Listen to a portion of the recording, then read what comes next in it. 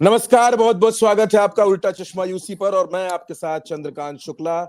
वक्त हो चुका है विश्लेषण का, विश्लेषणविद वानखेड़े का। हमारे साथ देश के वरिष्ठ पत्रकार, मशहूर राजनीतिक विश्लेषक, जिनकी खबरों पर पैनी नजर रहती है, अशोक वानखेड़े जी जुड़ चुके हैं। सर, बहुत स्वागत आपका। नमस्कार सर।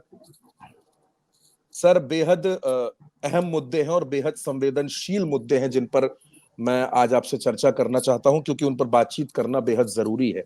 सर, दो राज्य हैं, महाराष्ट्र और हरियाणा। महाराष्ट्र में नासिक के पास ट्रेन में बैठे एक 73-74 वर्ष के बुजुर्ग को इस शक पर पीटा जाता है कि उसके पास बीफ है, गोमांस है। और हरियाणा में वहां एक शख्स को इतनी बुरी तरीके से पीटा जाता है कि उसकी मृत्यु हो जाती है। आरोप वही है जो आरोप महाराष्ट्र में था, वैसा ही हरियाणा में है। मैं इसको समझना चाहता हूं आपसे। और एक बात जो बेहद महत्वपूर्ण है सर, इसे क्या कहा जाए। एक जगह चुनाव की तारीखों का ऐलान हो गया है और एक जगह होना है। दोनों चुनावी राज्य हैं और वहां ऐसी घटनाएं हो रही। नहीं, देखिए, घटनाएं मॉब लिंचिंग की लगातार हो रही है। जी और मॉब लिंचिंग का मायना ही ये है कि लॉ एंड ऑर्डर ब्रेक हो गया, कंट्रोल में जी नहीं है। जब जी लोग हाथ में कानून लेने लगे तो फिर न्यायपालिका की जरूरत क्या है, सवाल ये है। लेकिन मुझे सबसे ज्यादा हरियाणा जी के मुख्यमंत्री का स्टेटमेंट का लगा। हम्म। उन्होंने कहा कि भाई, गाय के प्रति आदर आदर है, लोगों का श्रद्धा है, हम्म। इसलिए गाय को लेके लोग सेंसिटिव और ऐसी घटनाएं होती है। तो यदि कहीं कल यदि किसी का आदर अशोक वानखेड़े के प्रति हो जाए हम्म। और अशोक वानखेड़े को किसी ने क्रिटिसाइज किया और किसी ने हत्या कर दी, तो क्या कहें। हम्म। नरेंद्र मोदी जी के प्रति पूरा देश आदर करता है और नरेंद्र जी को किसी ने सवाल पूछा, अशोक वानखेड़े ने पूछा, तो क्या हत्या कर दोगे क्योंकि आपको पसंद नहीं है। ये देश भीड़ तंत्र से चलेगा, मॉब मेंटेलिटी से चलेगा, या संविधान के कानून से चलेगा, ये हमारे नेताओं को तय करना है, हम्म। खासकर भाजपा वालों को। या उन्हें ये सूट करता है, क्योंकि जब आपके पास कोई एजेंडा नहीं है तो एक ही एजेंडा है, हिंदू मुसलमान। जी और जी। उस हिंदू मुसलमान के एजेंडे को, अब आप महाराष्ट्र का जो वीडियो आपने देखा होगा, उस वीडियो में वो लोग कितनी गंदी गाली दे रहे हैं उस बुजुर्ग को। और इनमें से कोई क्वालिफाइड नहीं है ये टेस्ट करने के लिए कि वो क्या लेके जा रहा था। हम्म। वो भैंस का मांस लेके जा रहा था कि गाय का मांस लेके जा रहा था कि बकरे का मांस लेके जा रहा था, इसमें से कोई क्वालिफाइड नहीं। सिर्फ किसी को दाढ़ी है, मुसलमान है, टोपी है, इसका मतलब उसके हाथ में जो भी मांस है वो गो मांस है। हम्म। ये लेके ही आप एक भीड़ तंत्र में, क्योंकि इस पर कंट्रोल, आज जब अपराधियों को बेल मिलने पे उनका स्वागत होता हो और उन्हें धर्म रक्षक कह के कहा जाता हो, तो इससे ज्यादा समाज में और बुराई हो नहीं सकती। ये बारबेरियन समाज है, हम उस तरफ जा रहे हैं क्या, पत्थर युग की तरफ। हाल ही में देखिए, बिल्किस बानो की तो बात ही छोड़िए, जी जी। बीएचयू में जिस लड़की के साथ व्याभिचार हुआ, जिसकी इज्जत लूटी गई, और इज्जत लूटने वाले तीनों बीजेपी की पदाधिकारी निकले। चिन्हित होने के बाद भी पुलिस हाथ पे हाथ धरे बैठी रही, क्योंकि वो हम्म। मध्य प्रदेश के चुनाव में लगे हुए थे। जब वापस आ गए और सोशल मीडिया में बहुत ज्यादा प्रेशर बना, तो उनको अरेस्ट किया गया। अब बताइए, उनमें से लोगों को बेल मिली।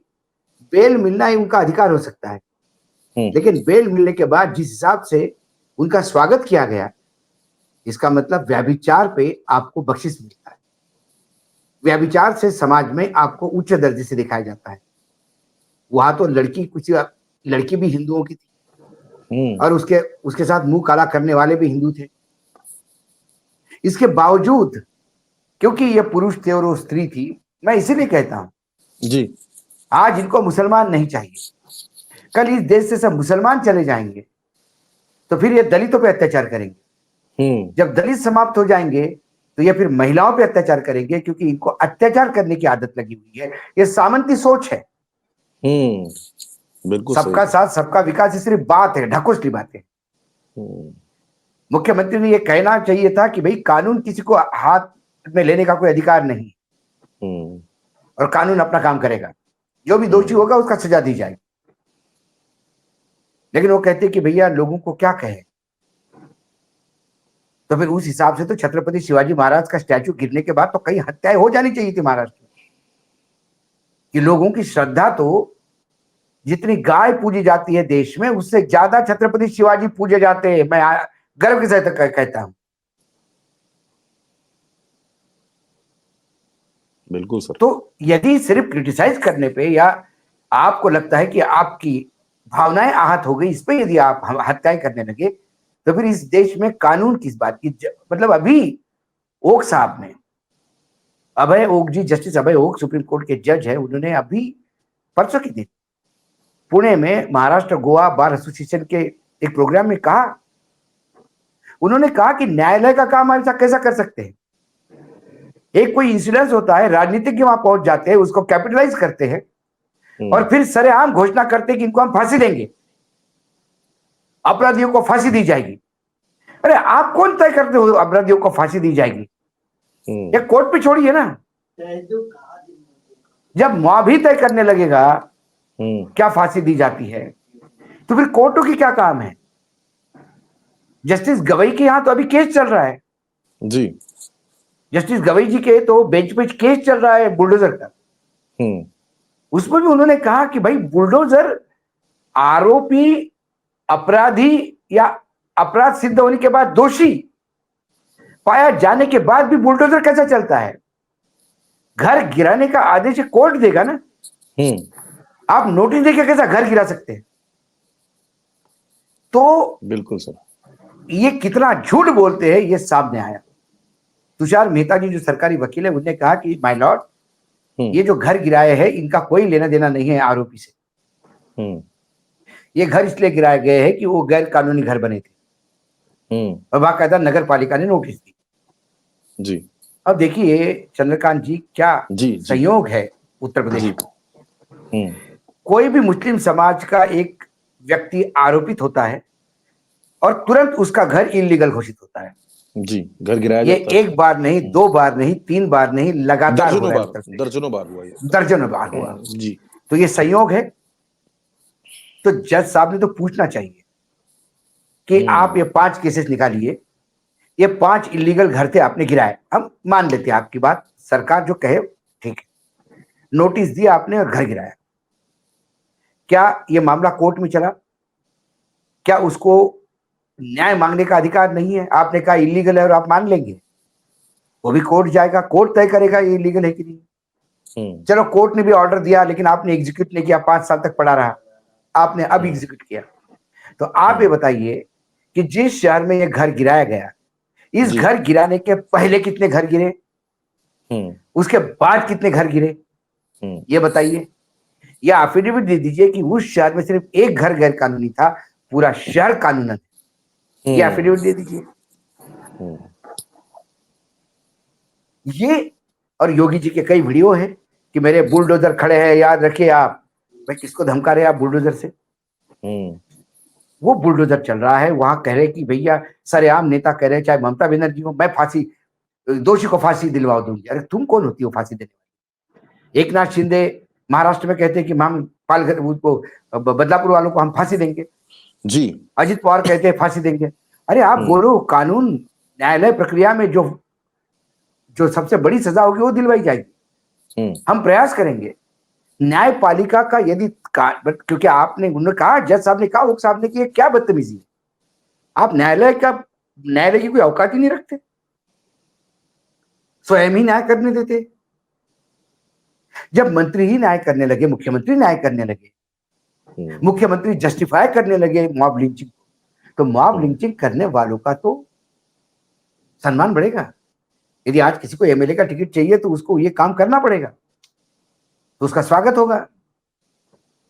और ये सभी लोग करते हैं। चिदंबरम पे जूता फेंकने वालों को आम आदमी पार्टी वालों ने टिकट दिया, क्या किसी नेता पे जूता फेंकना ये सभ्यता का वर्णन नहीं किया? उस नेता ने गलत निर्णय लिया होगा, हो सकता है। आप उसको चुनाव में हरवा दीजिए, आप लोगों के बीच में जाइए, आप न्यायपालिका में जाइए, आप रिट पिटीशन फाइल करिए, अपने पास बहुत सारी सुविधाएं। लेकिन आप हर जगह यदि आप एक्शन ले लेंगे, और इनको तो होता क्या है, आम आदमी पार्टी में आपको टिकट चाहिए, आप किसी बड़े नेता पे जूता फेंकिए। बीजेपी में टिकट चाहिए, आप कोई ऐसा कांड करके आइए, बयानबाजी करिए, कुछ बयानबाजी बोलिए। करिए, जी जी। अनशन बोलिए। हाँ हाँ। तो ये सभ्य सभ्य समाज की तरफ नहीं जा रहे हैं। बिल्कुल। फिर आप चुनाव जीतने के लिए इतने इस सामाजिक ताना बाना यदि ध्वस्त कर देंगे, जब समाज ही नहीं रहेगा तो फिर सरकार किसके लिए बनाएंगे? फिर लोकतंत्र, जब समाज ही नहीं रहेगा तो लोकतंत्र कहां होगा? जब समाज ही नहीं रहेगा तो संविधान क्या करेगा? सवाल ये है। तो ये जो लगातार मॉब लिंचिंग के मामले, जब तक मॉब लिंचिंग पे, हालांकि नए कानून में मॉब लिंचिंग के लिए फांसी की सजा है, मॉब लिंचिंग के लिए आजीवन कारावास है। आपने प्रयोजन तो किया, केस रजिस्टर किया क्या? महाराष्ट्र और हरियाणा सरकार ने लोग अरेस्ट किए, और जब अरेस्ट करते तो केस इतना वीक बनाते हैं कि वो लोग जमानत पे छूट जाते हैं, केस ही नहीं बनता। यदि ये मॉब लिंचिंग है, ये जो वीडियो दिखाता है महाराष्ट्र का, ये तो बिल्कुल मॉब लिंचिंग। आपका काम था, आप पुलिस को बुलाते, पुलिस को हवाले करते उसको कि साहब हमको लगता है कि गाय का भी मांस लेके जा रहे हैं, हमारा शक है गाय का, हम वो रक्षक है साहब। हाँ, तो पुलिस उसको टेक करेगी, पुलिस वेटरनरी डॉक्टर को बुलाएगी, वेटरनरी डॉक्टर उसको चेक करके सर्टिफाई करेगा। और यदि ऐसा है तो फिर ये मुसलमान ही क्यों, हिंदुओं का क्यों नहीं? तुम इसकी मॉब लिंचिंग करते हो, किरण रिजिजू की मॉब लिंचिंग करने की औकात है तुम लोगों में? वो तो खुलेआम कहते कि मैं गाय का मांस खाता हूं, हम बीफ खाते हैं। नॉर्थ ईस्ट में उन्होंने बीफ पे बैन पे अपोज किया, क्योंकि नॉर्थ ईस्ट में उनका कल्चर है, बीफ उनके कल्चर का, जीवन रहन सहन का एक हिस्सा है जी। आप गोवा में तो डबल इंजन की सरकार है, क्यों बीफ आप बैन नहीं करते गोवा में? स्मृति ईरानी जी के बेटी के भी वो जो रेस्टोरेंट चल रहा था उसमें भी हमने सुना कि इस टाइप का था।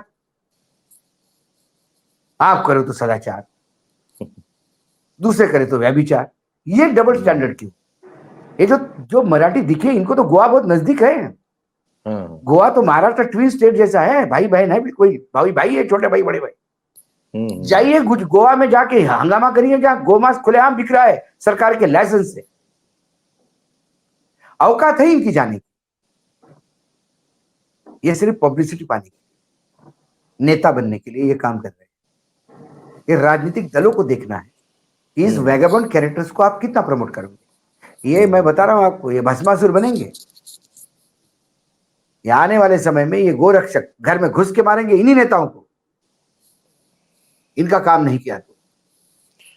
हाँ, अच्छा सर, महाराष्ट्र में इस तरीके की घटना हुई, बड़ा दुखद है। और मुझे याद आता है, मैं आपको एक छोटा सा सवाल और करना चाहता हूं आज, इससे जुड़ा, थोड़ा सा अलग है।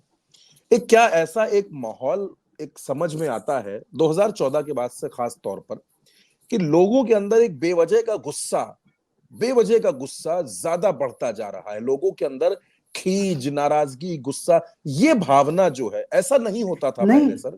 नहीं, ये देखिए, आपको आपकी खीज किसकी वजह से? बेरोजगारी की वजह से खीज होनी चाहिए, महंगाई की वजह से आपकी खीज होनी चाहिए। तो वो जिसके लिए वो रिस्पॉन्सिबल है वहां निकालिए ना गुस्सा। महंगाई का गुस्सा, अभी पूरा बाढ़ इतनी महाराष्ट्र में आई है, खेत पानी के नीचे गए हैं, पूरा सांगली जिला पानी के नीचे है, पूरा क्रॉप पानी के नीचे है, करोड़ों एक एक जिले में सैकड़ों करोड़ रुपए का नुकसान हो रहा है।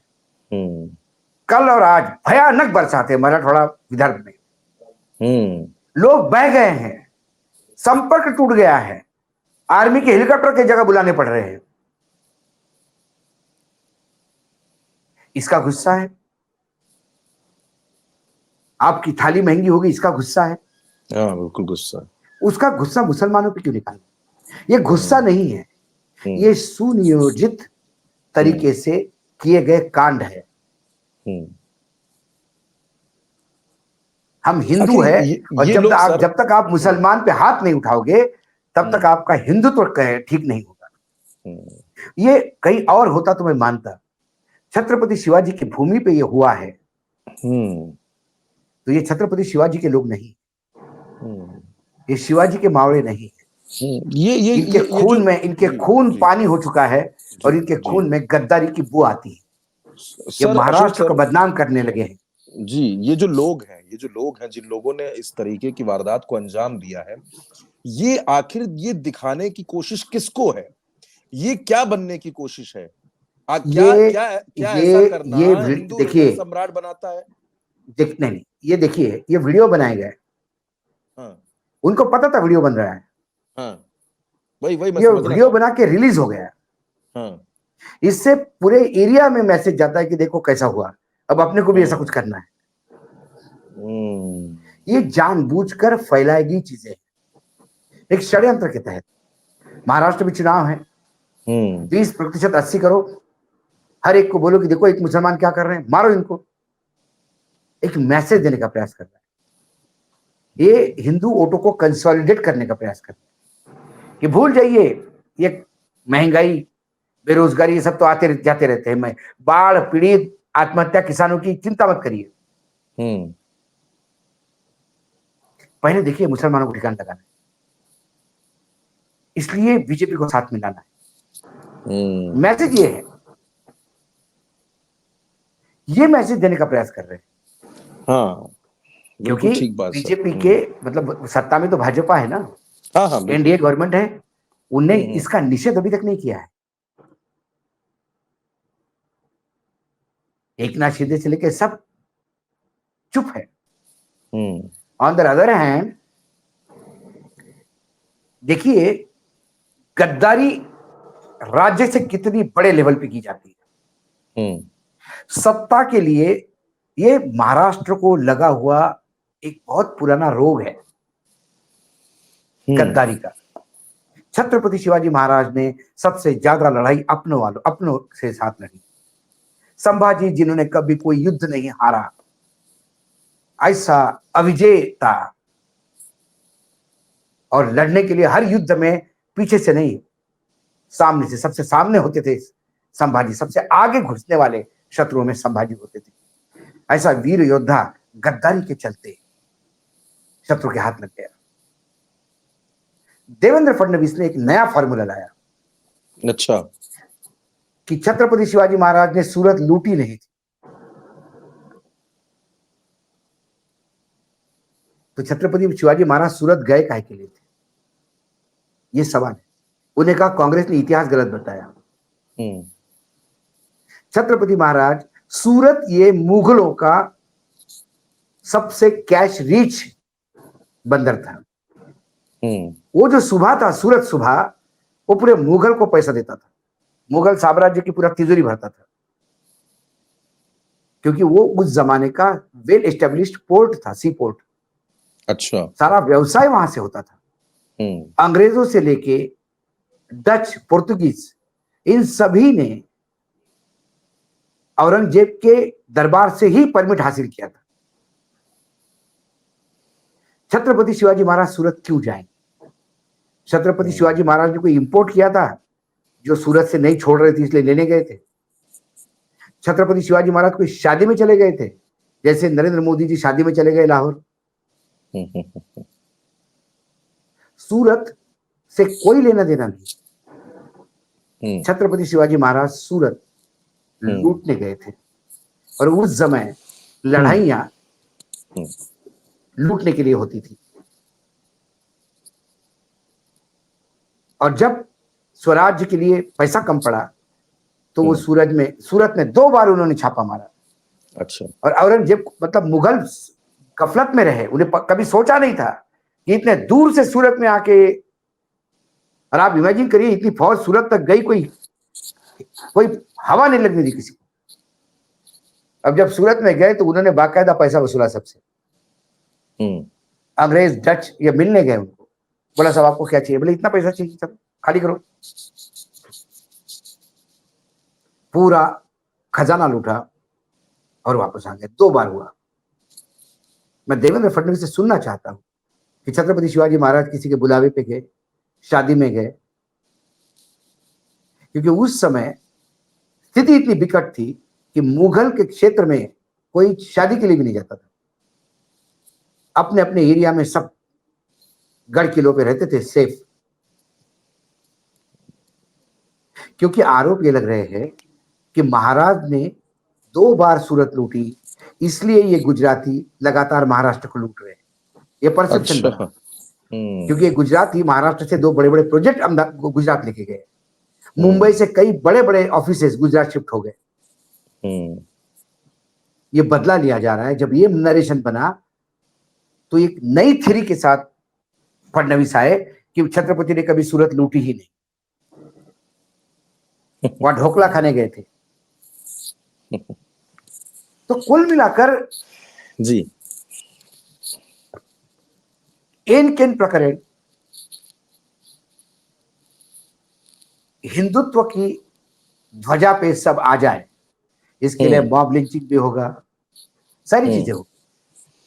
जी, तो मतलब पूरी और आप कोशिश। बीजेपी के, जी, यदि आप बीजेपी के मेंबर है, जी, या आप व्यभिचारी है, भ्रष्टाचारी है, आप कोई भी है, जी, समाज कंटक है, आप एक बार बीजेपी का पट्टा गमछा ओढ़ लीजिए। गले में डाल दीजिए, आपका वो सुरक्षा कवच है। फिर आपका सारा व्यभिचार, सारा भ्रष्टाचार सदाचार में ट्रांसफर होता है। हमने कई संजय राठौड़ का केस देखा महाराष्ट्र में, हमने अजित पवार का केस देखा महाराष्ट्र। बुलेट प्रूफ जैकेट मिल जाती है उस पट्टे में। बिल्कुल बुलेट प्रूफ नहीं साहब, पूरा कर्ण जैसा कवच है वो। कोई एजेंसी हाथ नहीं लगा सकती। हमारे यहाँ तो एक सज्जन है जो बीजेपी चले गए, उन्होंने जी। तो बाकायदा भरी सभा में कहा, उन्होंने कहा भाई मैं तो शांति से सोता हूं, मेरे से अच्छी नींद किसी को नहीं आती। हर्षवर्धन पाटिल है वो। अच्छा।